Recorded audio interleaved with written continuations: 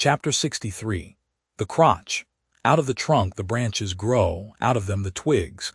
So, in productive subjects, grow the chapters. The crotch alluded to on a previous page deserves independent mention. It is a notched stick of a peculiar form, some 2 feet in length, which is perpendicularly inserted into the starboard gunwale near the bow, for the purpose of furnishing a rest for the wooden extremity of the harpoon, whose other naked, barbed end slopingly projects from the prow. Thereby the weapon is instantly at hand to its hurler, who snatches it up as readily from its rest as a backwoodsman swings his rifle from the wall. It is customary to have 2 harpoons reposing in the crotch, respectively called the first and second irons. But these 2 harpoons, each by its own cord, are both connected with the line, the object being this: to dart them both, if possible, one instantly after the other into the same whale, so that if, in the coming drag, one should draw out, the other may still retain a hold.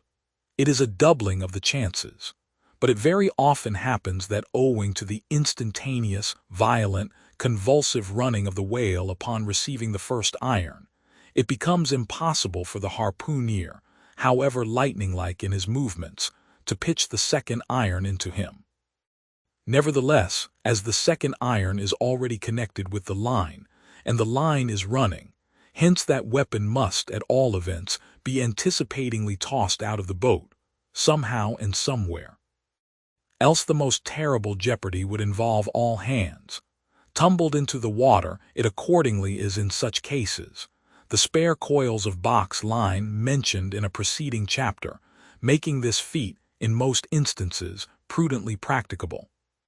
But this critical act is not always unattended with the saddest and most fatal casualties. Furthermore, you must know that when the second iron is thrown overboard, it thenceforth becomes a dangling, sharp-edged terror, skittishly curveting about both boat and whale, entangling the lines or cutting them, and making a prodigious sensation in all directions. Nor, in general, is it possible to secure it again until the whale is fairly captured and a corpse. Consider, now, how it must be in the case of 4 boats all engaging one unusually strong, active, and knowing whale. When owing to these qualities in him, as well as to the 1,000 concurring accidents of such an audacious enterprise, 8 or 10 loose second irons may be simultaneously dangling about him. For of course, each boat is supplied with several harpoons to bend on to the line should the first one be ineffectually darted without recovery. All these particulars are faithfully narrated here, as they will not fail to elucidate several most important, however intricate passages, in scenes hereafter to be painted.